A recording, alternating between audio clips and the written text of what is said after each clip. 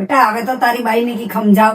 દાદી હું સમજુ છું, પહેલેથી નથી થતું તો હું ધરાની ત્યાં કામ કરાવું અને તમે જે માનો એ, પણ તમારા વખતમાં જે તમે કામ કર્યું ને એ અત્યારના સમયમાં કોઈથી ન થાય. હું તમને કહો, મારાથી હવે આ ઘરમાં સહન નથી થતું. અરે યાર જો રોજ રોજની આ ચીચી મને પસંદ નથી. મમ્મીએ આમ કીધું ને મમ્મીએ તેમ કીધું ને, અને કદાચ કઈ પણ દીધું બે શબ્દ તો એ માં છે આપણી. અને ગાંડી આપણે તો ભાગ્યશાળી છે કે આપણે માવતરની સેવા કરવાનો મોકો મળ્યો, અને આપણે બે શબ્દ એ કહે છે તો આપણે હારા હાટું કહેતા હશે, અને આપણી કરતા વધારેની પાસે અનુભવ છે, આપણી કરતા વધારેની પાસે સમજણ છે. વિચાર તો કર ખાલી. હવે મારે કોને કેવું?